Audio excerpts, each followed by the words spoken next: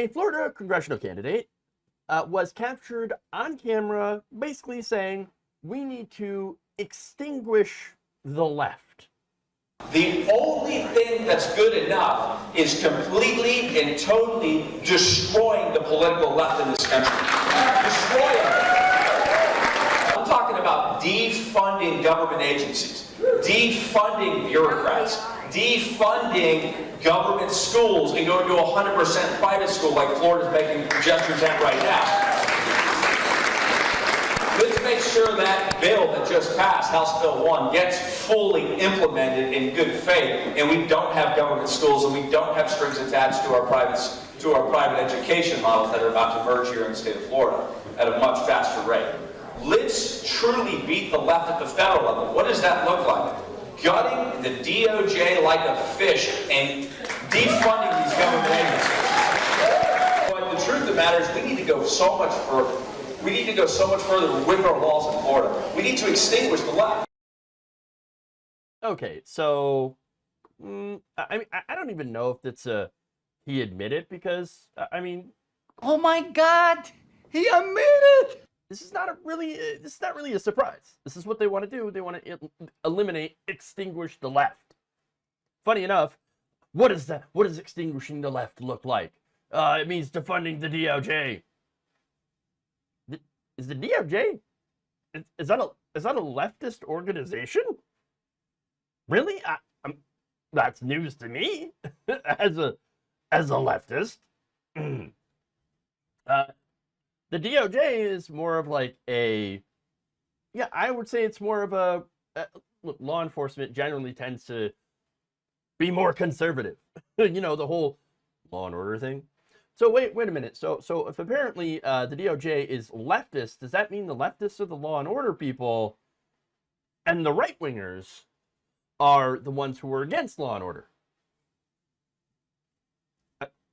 I don't know. I honestly don't know what he's trying to say, other than I want to get rid of basically we want to get rid of our political opponents. That's it. We just want to eliminate them. We want to extinguish them. We want to destroy them. So that's Anthony Sabatini, who is the chair of the Lake County GOP. And this was during a speech he gave to the Florida Teenage Republicans Youth Summit in Leesburg on June 17th. So the bill that he was referring to, by the way, is House Bill 1. That passed in Florida. That allows K through 12 students in the state to get taxpayer-funded vouchers for basically unaccountable private schools. So these private schools could, you know, again, be religious in nature. They don't have to teach facts. So we're going to have public money being sent to those. Like, hey, if you want to have private schools, okay, fine. They should be privately funded then. Why do private schools need public funding for? That seems a little weird. Now, look, honestly, what we should do is the Finland model, which is completely eliminate private schools. That's it. And you'll be like, but what about freedom? Don't our children deserve to have a good education, a well-funded education? Yeah, that's kind of the point. Private schools, taking your kids out of the public schools and putting them in private schools actually takes money away from the school system. And by the way that we fund schools in this country is already a joke. You know, it leads to people in very, very poor areas having poorly funded schools. And yet people in rich areas have very well-funded schools. We need to fix that before we do anything. But anyway, all right. So now there's a lot more to say about this. But first, I just want to give a shout out to Lauren Windsor from The Undercurrent for catching this on tape. So now, secondly, let's go to, well, we want to eliminate the left, extinguish the left, the political left in this country. Where's the political left? I mean, it doesn't really exist in this country. Let's be clear. In Europe, many European countries, the Democratic Party would be considered to be centrist or center-right, policy-wise. We're talking policy-wise, right? The way that I look at being a leftist is generally if you're anti-capitalist. Is the Democratic Party anti-capitalist? No. If you think so, you need to get your head examined. Listen to people like Nancy Pelosi saying, well, we're a capitalist country. Yeah, no kidding. Okay, so look, this guy lives in a fantasy land where he believes that government should not exist. That's the whole point. Specifically, federal law enforcement, which I think is interesting because I don't know if you've noticed a pattern with these kinds of people who are like, get rid of the FBI, get rid of the DOJ, get rid of all the law enforcement. They want to get rid of law enforcement so that they can do crime, so that they can get away with crime. And more importantly, allow their corporate donors to get away with crime. And in that, of course, they want to get rid of federal government. And, well, I'm going to show you some more comments of his from this speech where he's like, let's just do a government shutdown. Yeah, that's going to be great. You know, it's funny, 10 years ago, when there were government shutdowns, the first time the Tea Party really made a headway in D.C., people were so afraid of government shutdown. Oh, what if the government shuts down? That could be so bad. The public thought that would be bad, the consequences. I can tell you right now, the polls show, and they're accurate, that independents and people across the political spectrum are so fed up with this federal government, a government shutdown would be considered a major accomplishment by the Republican Party. I think we should actually push for a government shutdown. I think we actually need to defund and destabilize this terror that's happening in Washington, D.C., that's quite literally aimed at us and our families and our children and everything that's going on here. Defund and shut down and destroy the wokeism that exists in this country. The wokers. Of course. We got to get rid of the wokeism. Woke. Oh, here we go. But on to the main point, because they always got to bring woke into everything. It's just their buzzword at this point. Shut down the government. Yeah, let's defund everything. Yeah, shut it down. Shut it all down. It's going to be great. I got polling. No. The polling consistently says that people believe the government should do more to help people, working people, not to do less. You see, he's actually correct in the fact that there are a lot of people that are fed up with the federal government. And you know why they're fed up?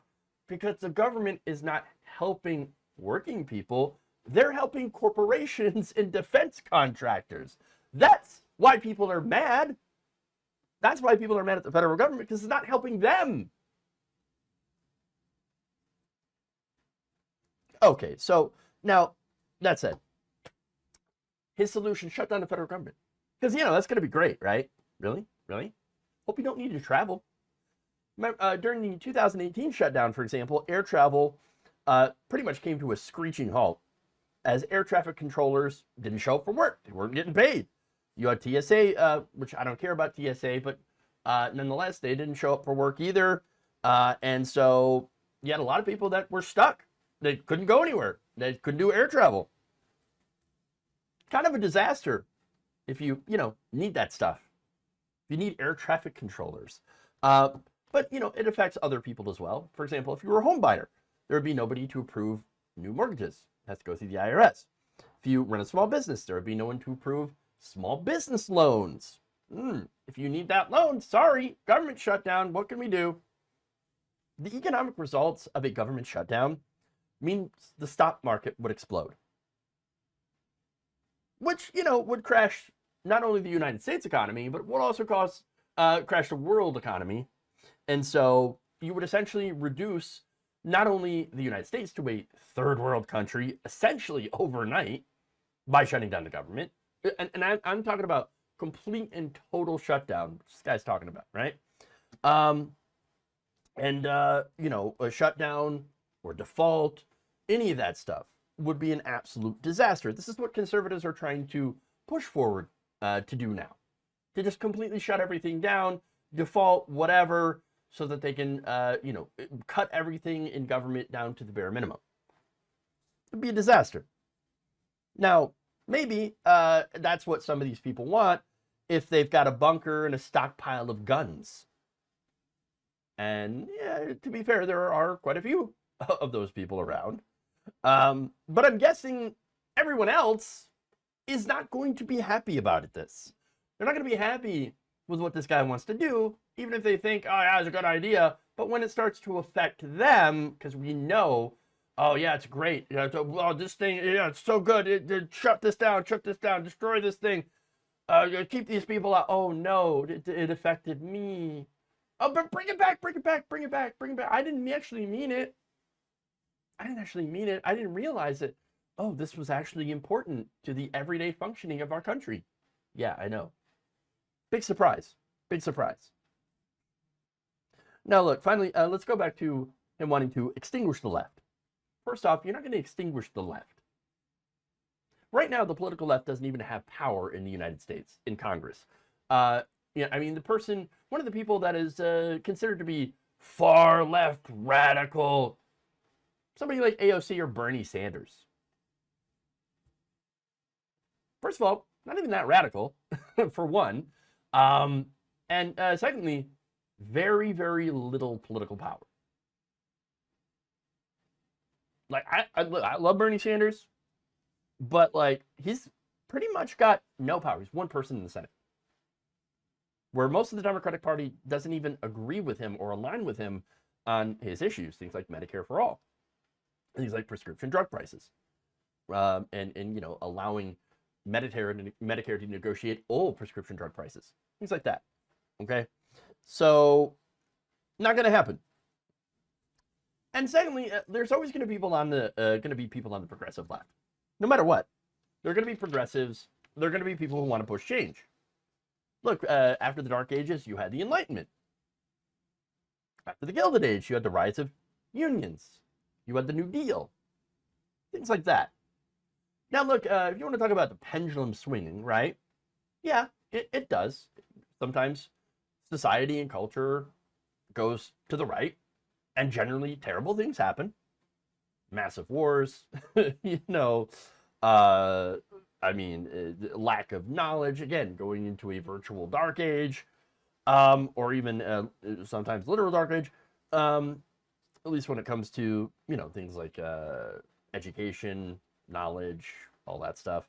But then it swings back, because progressives always end up dragging the world out of the gutter.